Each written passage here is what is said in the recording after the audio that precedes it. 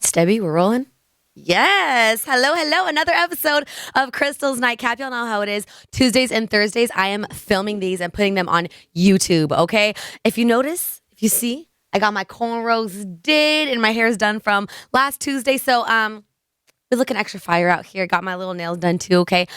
So we are just going to get right into it. Make sure wherever you are listening to, hit the subscribe button so you get notified every single night when I have a brand new episode out.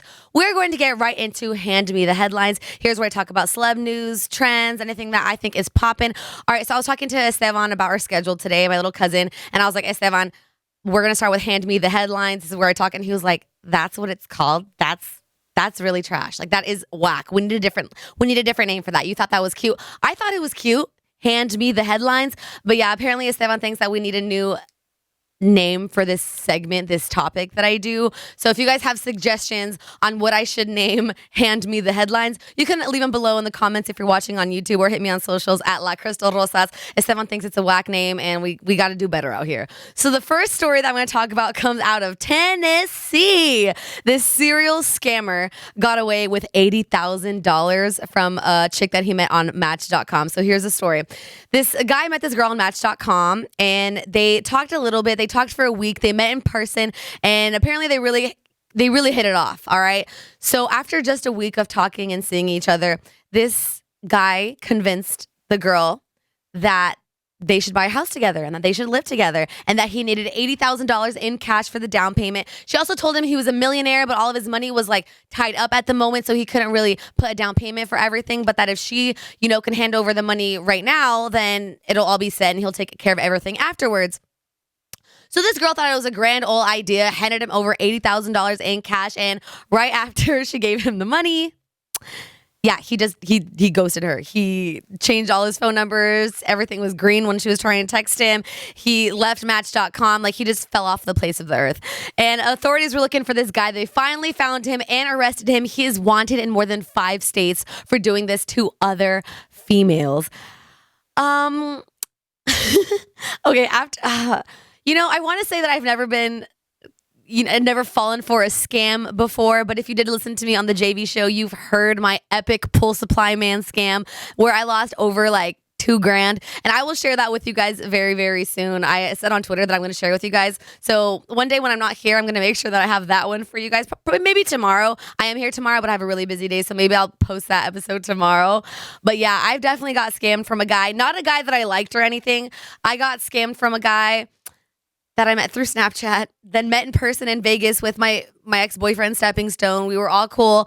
And later on, he kind of scammed me out of money because he told me that I was going to get a return on things. It's a very long story, and I will definitely share that with you. But as far as this goes, I mean, lady, what were you thinking? She was clearly got demonetized by this guy. I mean, I want to say the D word, but it's demonetized. You know what I'm trying to say.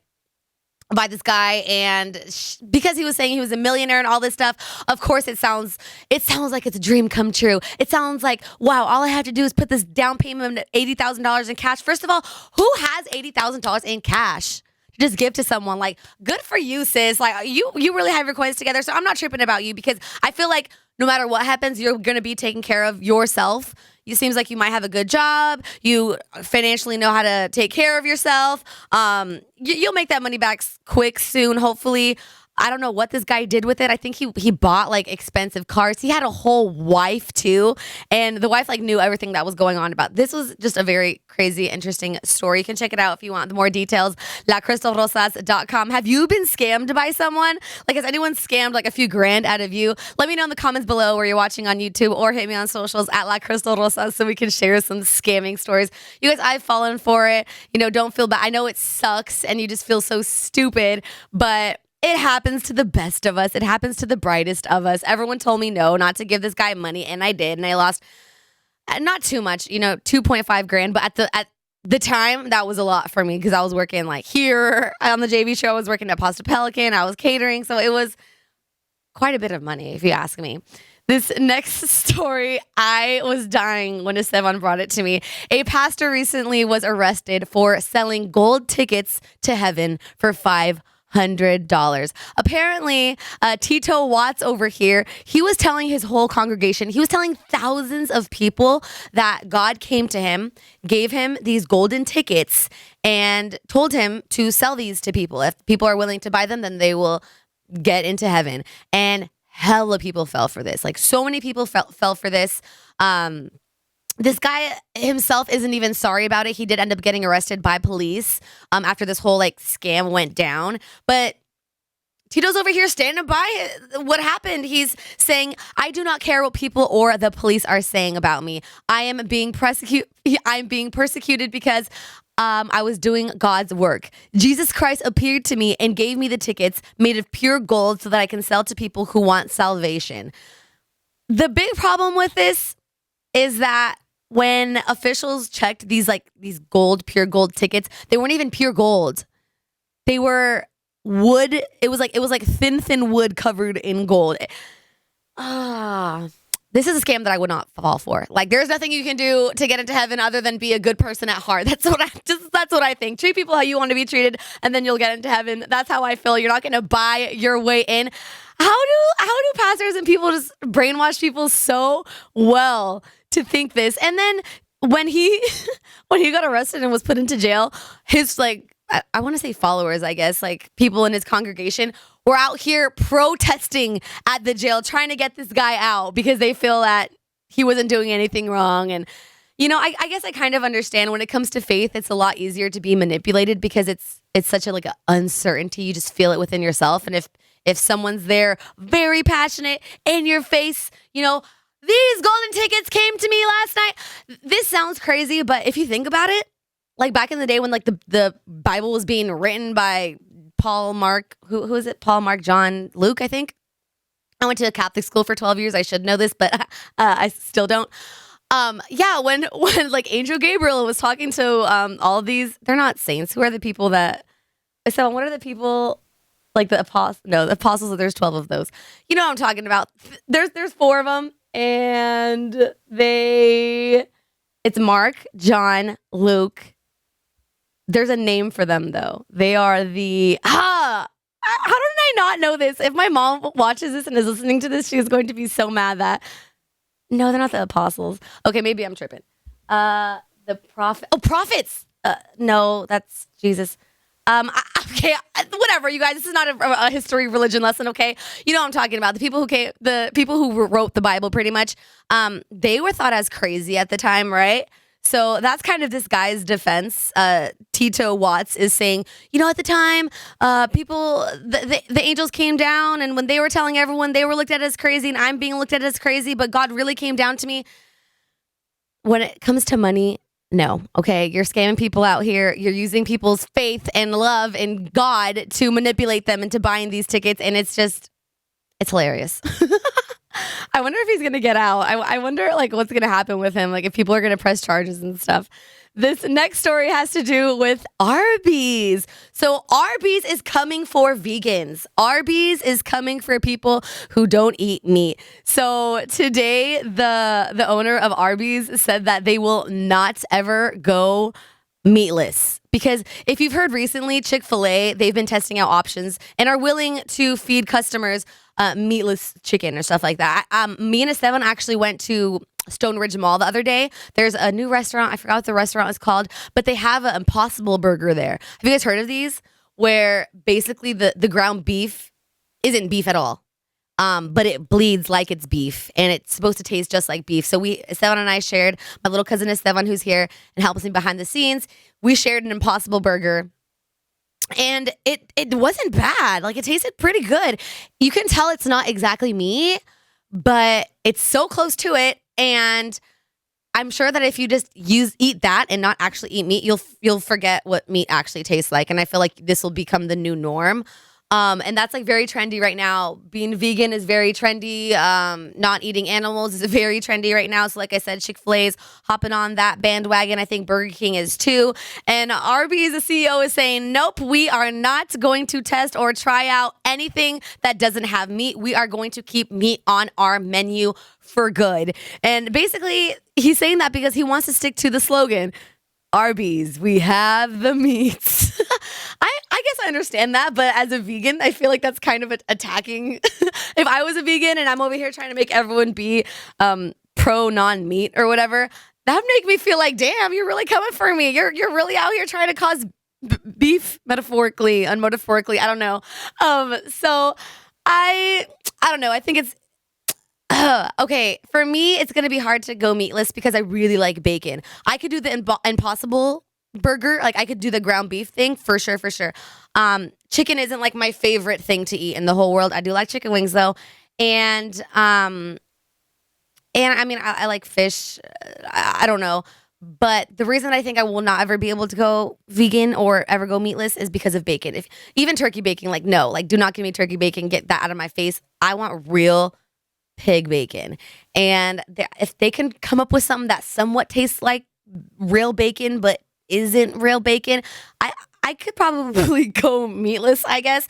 But yeah, I think that Arby's was just trying to make a statement out here. They're trying to be trendy out here and go against what a lot of people are trying to do. And yeah, their slogan is Arby's, we have the meat. So I don't see a problem with it. I know PETA definitely has a problem with it. I don't know. Let me know what you think. So we are about to step into Crystal's cave, you guys. Get your water shoes on. Get your water suit on. We're going to dive into my cave and a little bit into my life. So once a month here on Wild 94.9, I cover a Saturday show. I cover 3 p.m. to 8 p.m. And this past Saturday was my shift. And usually Saturdays are a lot mellower. There's a lot slower. We don't have live DJs here like I do for my night show. It's like a kickback kind of thing. And I'm just chilling with you guys once every Saturday. So this past Saturday, I was on my shift here at Wild 94.9, and I get a very interesting call from a 6th grader. His name is Demetrius. I don't really know because when he said his name, it was between Dimitri and Demetrius. So he called me asking for help on his science project, and I was down to help. I mean, I'm down to help the kids, you know, whatever the kids need out here, I'm here for you. Y'all been through school and I'm going to support you guys with whatever you need. You need a little help on your little project, your report. I got you. So I did help him with his little project and he called me last night, you guys. Dimitri called me last night to thank me for helping him with his project. Here, listen to this call. It's so sweet. Hi, I just want to say thank you for helping me with my project. I averaged 182 out of 200, which if you divide that score by 2, it'll be equal to 92.5%. Yes! What's your name and city again? My name is Dimitri Acevedo, and my city is Concord. And what middle school did you go to again? Sorry, I forgot. Foothill Middle School. Foothill Middle School. Which animals did you miss then? What? Because did you got all the animals, right? Yeah. You didn't miss any? No. So why did she mark you off? It was just it wasn't just animals, it was just my text, because I had to write about what humans were doing to the water. Oh, yeah. They're polluting it. Wait, what grade are you in again? 6. Okay, and you asked what animals live on the coast? My poster's at school and I can't remember. Did you put the sand fleas like I said? Yeah. Did you put the turtles? Yeah. And the hermit crabs? Mm-hmm. What was the last one I told you? I couldn't remember. Jellyfish. Oh, yeah. Jellyfish. Okay, well, you're welcome for helping with your project. I'm happy that you got a A on it. And keep up the good work. Okay, thank you. Have a nice day. You're welcome, Demetrius. Talk to you later. Bye. Bye. How cute was that? That was the sweetest thing ever that he called back to say thank you. And he checked up what times I was working and stuff because he hit me up on a Saturday randomly in the afternoon. And any of us jocks could be there because Gabby does one Saturday, Selena does one Saturday, Drina does one Saturday, and I do a Saturday. So it was hella funny that he called back during my night show to personally thank me. So shout out to you, Demetria. What did you guys think his name was? Because you heard him say his name there, right? It sounded like a Demetrius to me. I don't know. Sound off in the comments below if you're watching on YouTube or hit me up on socials at La Crystal Rosas. If y'all ever need help on your projects, and let me know because I could think outside of the box with things. And he already had 20 animals that he lived by the coast. He only needed 5 more. And I think I was really creative with these sand fleas. The reason that I brought up sand fleas for this project is because, sorry, that was a crazy stutter. The reason that I brought up sand fleas was because when I was a junior in high school, I went to Bishop O'Dowd in Oakland. Yeah, I know it's a private school, whatever. I went to Costa Rica for a school trip. The science teacher, she like picked like students that she thought would be good to go on this research trip to save turtles in Costa Rica. So I went to a little island, or it wasn't an island. I just went to Costa Rica, and I went to this like turtle reserve called Pura Vida, and oh my gosh, this trip alone, I think I have to do its own podcast for it, because I had fun on the school trip, but it really was for us to go out there and do research, and it was a lot of work for like 15, 16-year-olds. Oh my God. They had us walking up and down a beach in the middle of the night, and it was humid. It was storming. It was just like first world Crystal just wasn't ready for this type of saving the planet. And people are out here doing stuff like this every single day for animals. And I mean, I love animals for the most part, but like I shouldn't have done that. I shouldn't have done this trip, because it was hella work. And I told you we were walking for miles on a sandy beach in the middle of the night, humid as heck, raining, storming, hella hot, and you had to wear long sleeve everything. I had to wear pants all the way down. I had to wear socks. I had to wear long sleeve shirts, because these sand fleas ate me alive in Costa Rica. The sand fleas, along with the mosquitoes that were there. It was just like, by day 2, you guys, my friends got a Sharpie and started sharpening all the bug bites all over me, on my arms, on my booty cheeks, like on my feet. Like I would sleep in these mosquitoes. And since we were so close to the beach, the sand fleas even made it into the cabin, were biting me alive. I had over like 130 bites. The black Sharpie just like dot, dot, dot, dot, dot, dot, dot. They did all over my body. It looked like I had chicken pox, and I was just a walking itch ball. And it was like that for like almost 2 weeks, I think 12 days. It was, I need to tell you guys about my Costa Rica trip. I'm definitely going to record a podcast about that. But that's how I thought of sand fleas when he was like animals that live on the coast, sand fleas. And then, yeah, sea turtles. We were trying to go out there and save the sea turtles. I know jellyfish are on the coast as well. And then like hermit crabs. So that was, I just want to share that with you guys, because I thought it was so sweet that Demetria called back to thank me for that. So there it is, y'all. Another episode of Crystal's Nightcap. I hope you enjoyed it. I hope you liked it wherever you are listening. Make sure that you are subscribed to me, and check out my YouTube if you haven't yet. If you're into YouTube and like watching stuff, you might just want to see my radio face on YouTube. So I'm at La Crystal Rosas. And, I really appreciate every single one of you guys for listening wherever you are. Like I said, make sure you're subscribing. Hit me up on socials at La Crystal Rosas if you have comments, questions, concerns, anything like that. Thanks for everyone who's been giving me feedback. I love hearing constructive criticism. Like if you let me know what you want to hear from me. Okay. Do you guys like these stories that I'm sharing? Is there anything you want me to add? I know one of you guys hit me, hey, maybe you can have artists come in and interview them on your Nightcap. I'm totally down for that. When they do roll in. So I really do love hearing your guys' feedback, because I want to make sure that you guys are happy with what you're listening to.